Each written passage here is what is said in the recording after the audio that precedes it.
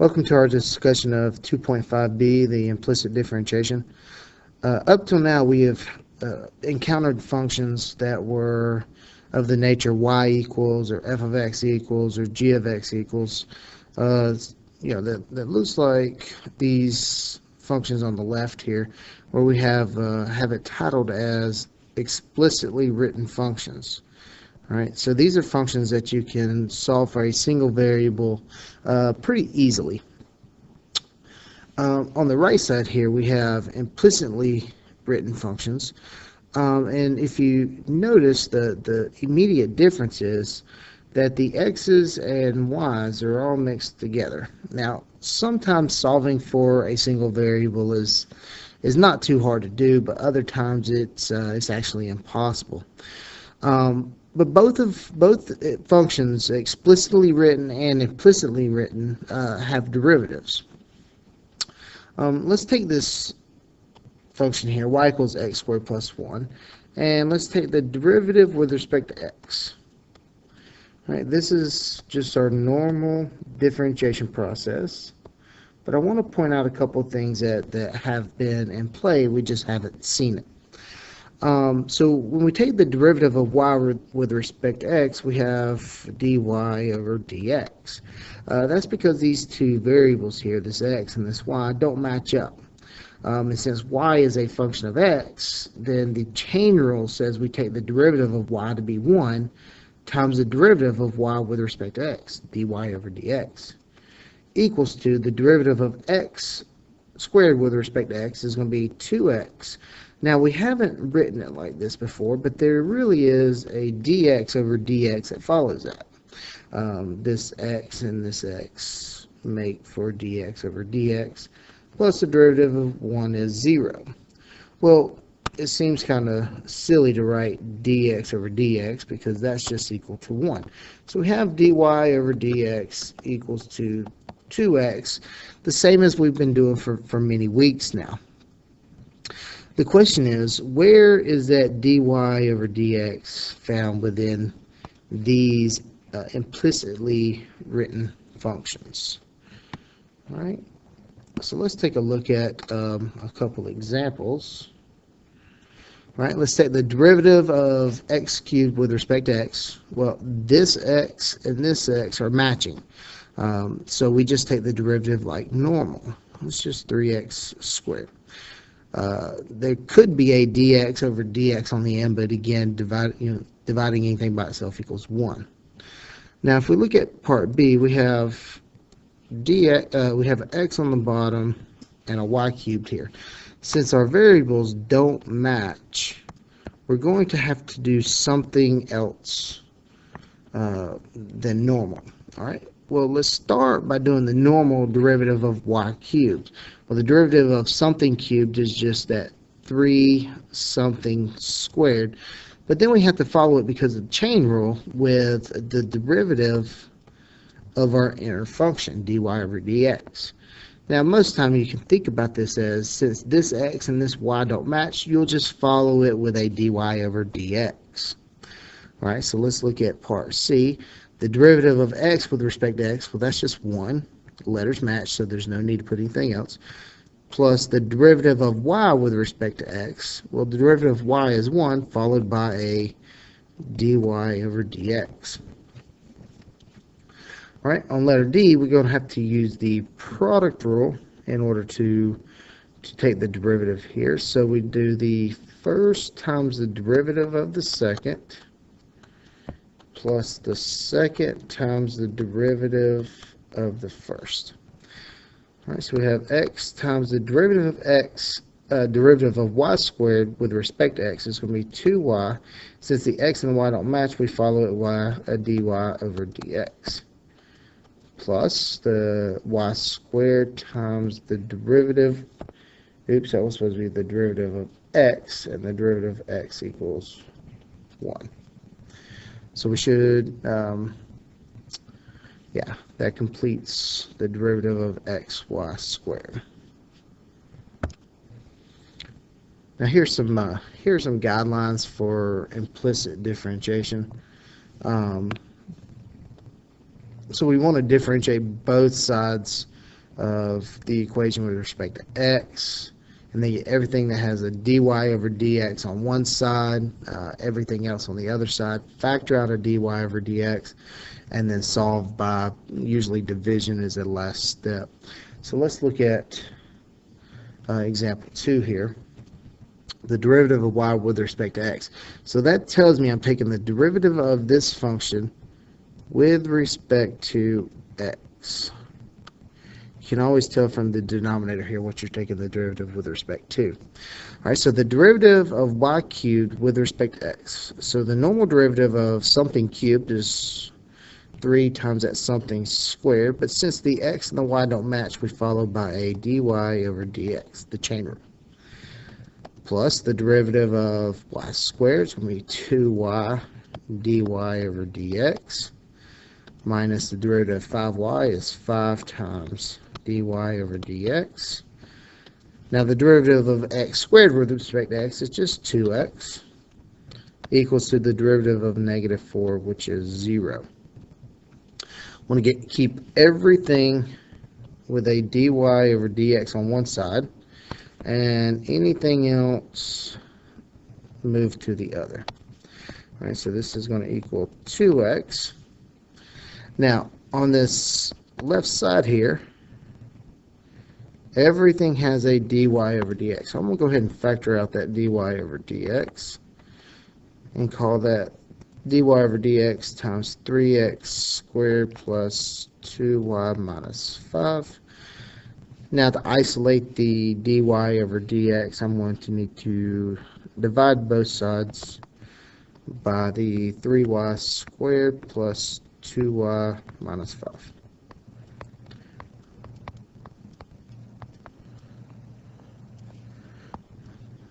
Alright, so dy over dx equals to 2x over 3y squared plus 2y minus 5. Now let's take a second to talk about what this means. Dy over dx, that's the slope.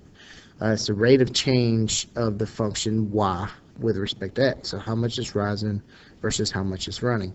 Well, if you notice, the dy over dx is now a function of x's and y's. So you have to plug in both the x value and the y value to determine the exact slope at a particular point.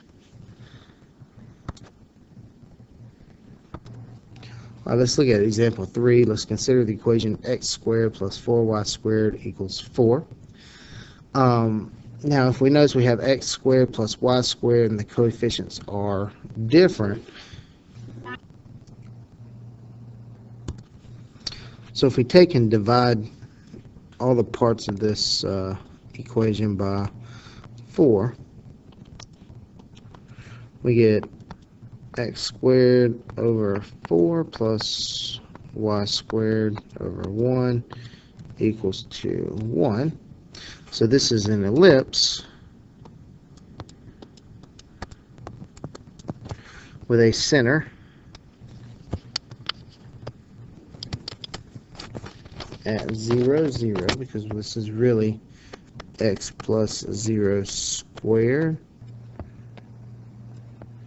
and y plus 0 squared. All right, with a major axis equal to 2, and it's horizontal because the 4 is underneath, the larger number is underneath the x, and the minor axis equal to 1, and that's a vertical minor axis because the smaller number 1 is underneath the y. So if I start at 0, 0, so if I start at 0, 0, the center of my ellipse, and then major axis move 2 to the right, 2 to the left, and then 1 up and 1 down. And let me come back over here. Major axis isn't equal to 2. The half of the major axis is 2, and half of the minor axis is 1, and that tells us the distance to go from the center. So I apologize for making that mistake. All right, so if we draw our ellipse in, this is kind of how it looks. Now, let's take a look at the slope. The issue we have with talking about the slope here is if we talk about the slope in terms of what we've done before, at the x value, if we take x equal to 1, right, and draw our tangent line, we have two x values that's equal to 1. So we see that this slope is negative, and this slope is positive.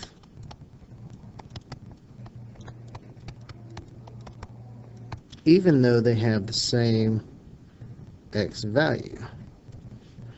So what determines the difference in this point and this point, since they have the same x value, is the y value. So we're going to have to plug in both the x and the y value to determine the slope at each of these points. All right, so let's find dy over dx for our ellipse equation. All right, so our ellipse equation was x squared over 4 plus y squared over, actually let me use the original functions, the original function. So x squared plus 4y squared equals 4. All right, we're going to take the derivative with respect to x. So derivative of x squared with respect to x is 2x, plus the derivative of 4y squared with respect to x multiplied down, 2 times 4 give you 8, y to the first power times the derivative of y with respect to x. Since this x and this y don't match, follow it with a dy over dx. Equals to, the derivative of 4 is 0. Be very careful about taking the derivative of constants. A lot of times we forget to do that. All right, so now we got to get dy over dx by itself, so we subtract 2x from both sides. And we get 8y dy over dx equals negative 2x. Divide both sides by 8y. So dy over dx equals to negative x over 4y. And now we can see that the slope depends on both the x and the y value, as we've seen in the graph earlier, that there are 2 points on the curve with the same x value. So we've got to plug in both the x and the y value to find the slope.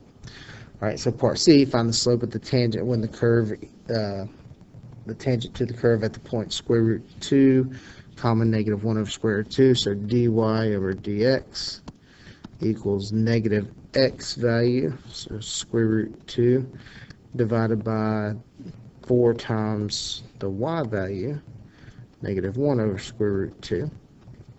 All right, let's clean this up and see what we actually have. So we have a square root 2 negative over negative 4 over the square root 2. My 2 negatives are going to divide to become a positive. And let's do some keep change flips. The square root of 2 times the square root of 2 over 4. And that's going to equal to the square root of 4 over 4, which is 1/2. So the slope at the square root of 2 comma negative 1 over square root of 2 is equal to 1/2. All right, let's look for where that point is on the curve. Square root of 2. All right, that's a little bigger than 1, about 1.41. All right, so let's get rid of this one that I drew earlier. All right. All right, so we're talking about right here. that slope's equal to 1/2.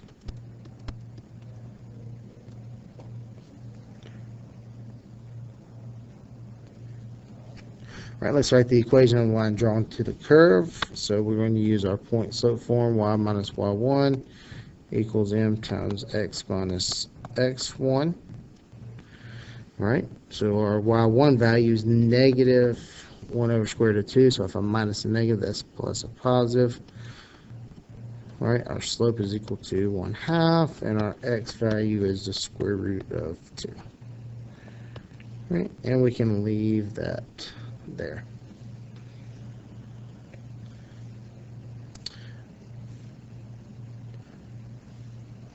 I'm going to talk about E in class. So let's go ahead and skip over and do example 4. All right, so let's find the slope of the graph 3 times x squared plus y squared equals to 100xy. We have to use implicit differentiation to find the derivative so that we can then find the slope.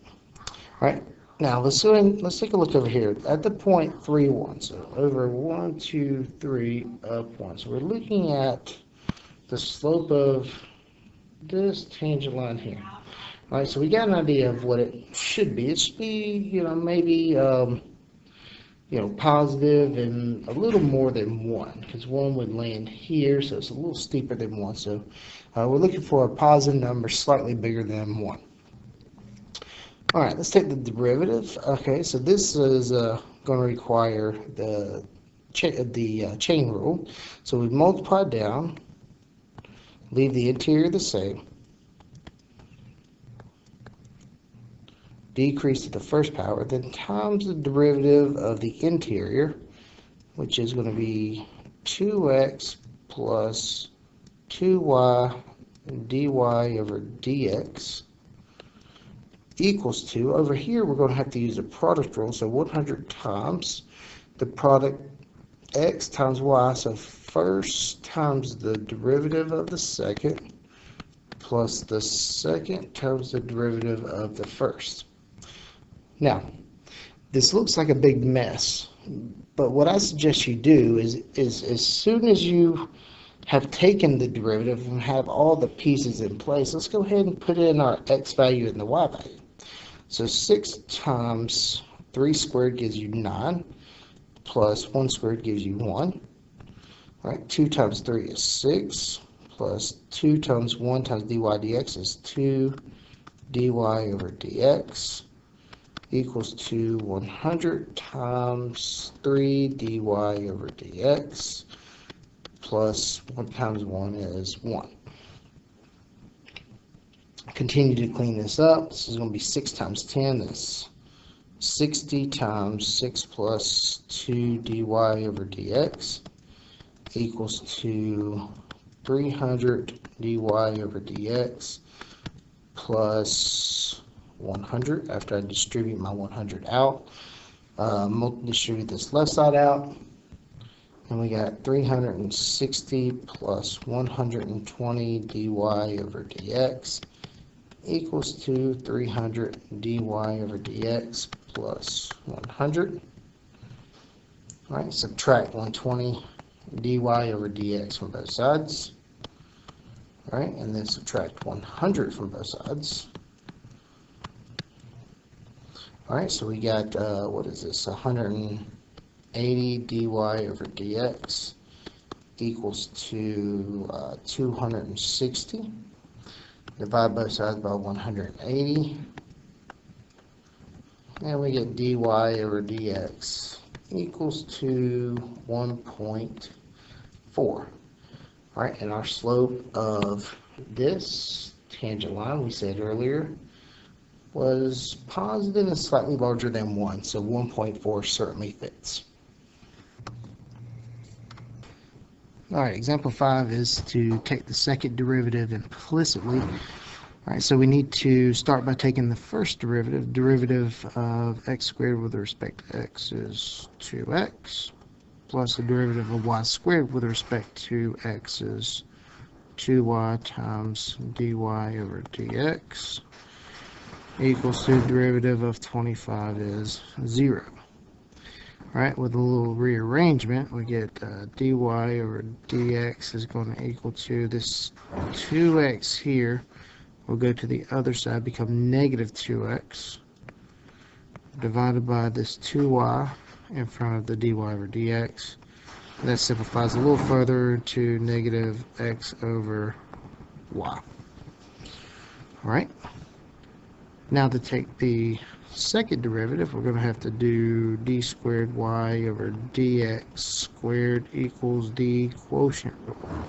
So low times the derivative of the high minus high times the derivative of the low over low, so y squared. Now, always when you're taking the second derivative implicitly, you'll find that the first derivative shows up within the second derivative.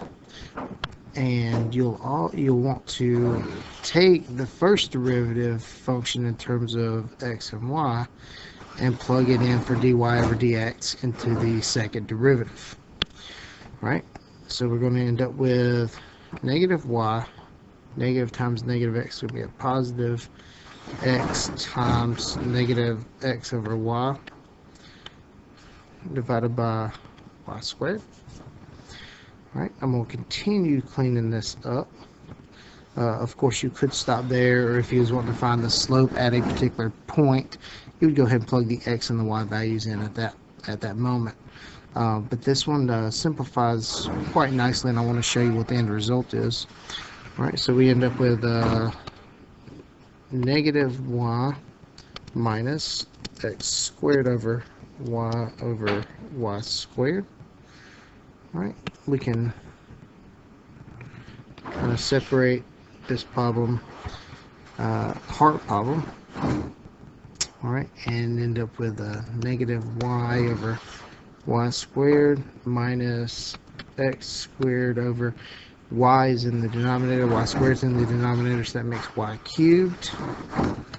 Right, we need to get a common denominator to add these together, so I'm going to need to multiply by an additional y over y here, and you end up with negative y squared over y cubed minus x squared over y cubed.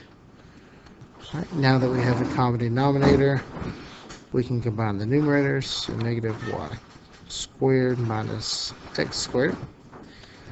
Factor out a negative 1. You get y squared plus x squared times negative 1 over y cubed. Well, x squared plus y squared, if we look back at the very beginning here, x squared plus y squared equals 25. Alright, so our final answer is negative 25 over y cubed is the second derivative, d squared y over dx squared.